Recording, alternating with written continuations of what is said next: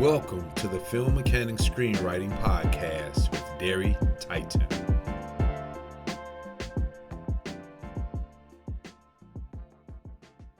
Hey everybody, how are you? Today we're going to be talking about using the world as a character in your screenplay. And as writers, we enter this agreement with telling stories based on the information we have in terms of the characters, albeit if it's a him or her, they, them, it, or a thing. We discuss how things happen, and in most cases, people are listening or watching what we're saying and looking deeper into the backdrop of the story. So let me tell you wait, stop. No matter what I say after this point, whether conscious or unconscious, you want to know where it's happening, right? So why do we want to know where the story takes place? Because it's important for the listener or the watcher to have as much information as they can have, because they want to walk in the world of the character and decipher who is who and what is what. Have you ever tried to explaining the movie Star Wars? Imagine if you explained it like this. A guy races to save a princess as his own life is under attack. Yet he must meet a mentor who will guide him in taking down the dark hooded guy who may or may not be his father. Along the way, he'll meet two robots that help him out of some tough jams. If you were hearing this for the first time, you will ask, well, where is this? What galaxy? What planet? What landmass? What city? What neighborhood? What forest? Is there a forest around? When writing, the setting is so important because it is where the characters live, work, socialize, and it's what makes them feel at home. So why build this world? Home. When writing a screenplay, it doesn't matter if your characters live in a fictional sci-fi world, the Old West, or the present day of fast-paced Los Angeles. You want to build a world that the characters live in and are familiar with. And even if they are unfamiliar with, it's okay. They'll learn what the world is. I know you want to ask, why do I have to build this world?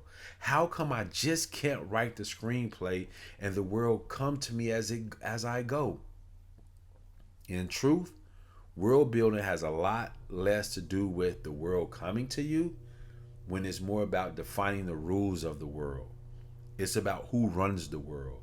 Where does your character fit into this world socially, physiologically, mentally, psychologically, or politically? See, we don't just build the worlds based on what's going on outside. We build where the characters frequent in their professional, their personal, and their private lives, and how it affects them emotionally. The mention of Las Vegas can liven up any character. We're going to Vegas, woohoo! What happens in Vegas stays in Vegas, right? The mention of an overnight camping trip for teenagers with no parents. Woo, man, they start rubbing their hands together, right? Because they're about to think of all the fun that they're about to have, because they're thinking of space, and it affects them emotionally. They are all affected by the worlds. So a character's world, and let's be clear, will be governed by the 6 points of community: the hospital, school, the religious buildings, homes, government entities, and businesses.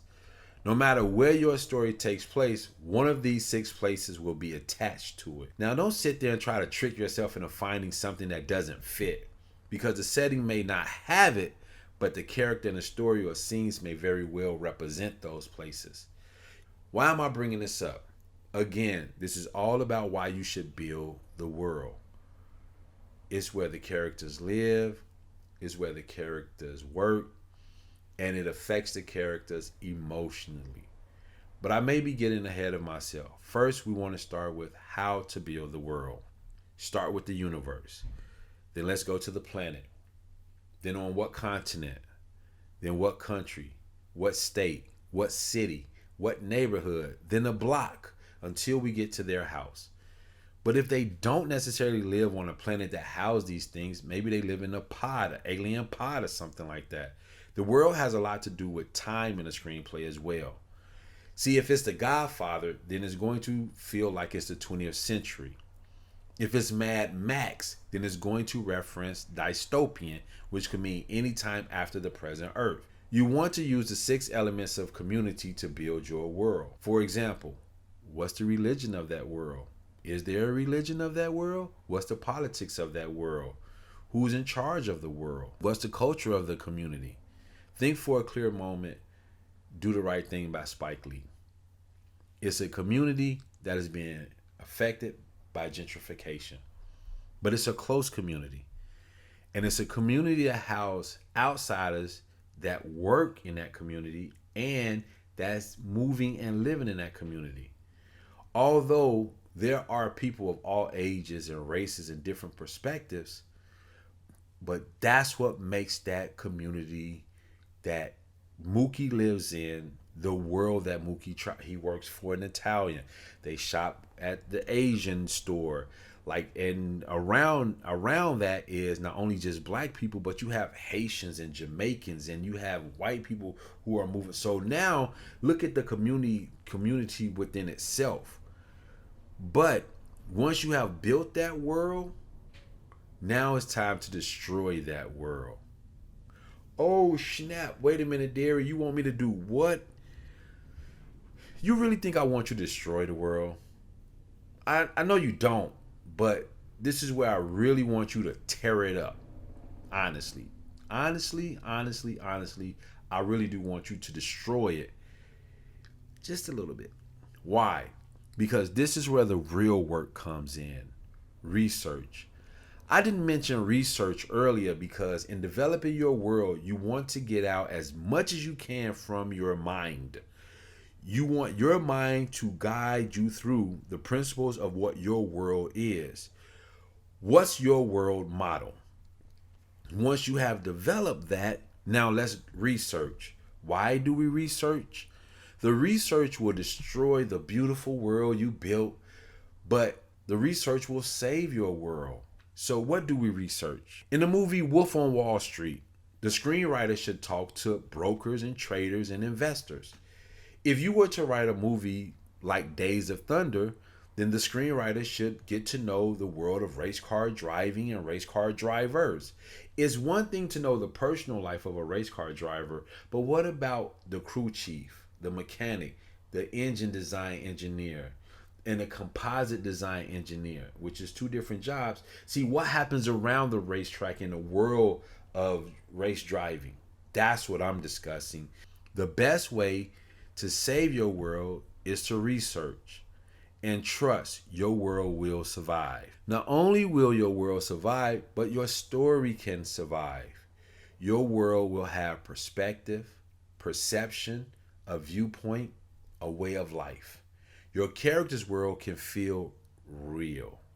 Out of all the superhero movies we've watched, and we've traveled to faraway galaxies, and we still see flying dogs like in Neverending Story, underwater civilizations like in Aquaman, the hierarchy of power of aliens and gods like in Thor. I mean, the list goes on, but what about right here on Earth? We create worlds characters live in. But we also must create the world that people are familiar with, and even if they aren't, they can become familiar with. So before I leave, I do want you to know that characters' world should be at the top of your list when developing your screenplay story. Some screenwriters draw a map of their neighborhood, city, the home, the alien pod, wherever the character lives, wherever the character works, wherever the character prays, thinks, or get along to solve their issues. Just like a character analysis worksheet, do one for your world.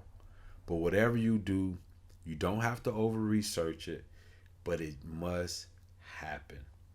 I hope this in some small way have helped, and thanks for listening to the Film Mechanic Screenwriting Podcast. We appreciate your support. Be sure to leave a review and a comment and share with your closest screenwriting friends. Stop by www.derityton.com for the Film Mechanic Screenwriting Workbook, and we'll see you next episode. Have an awesome day. Peace.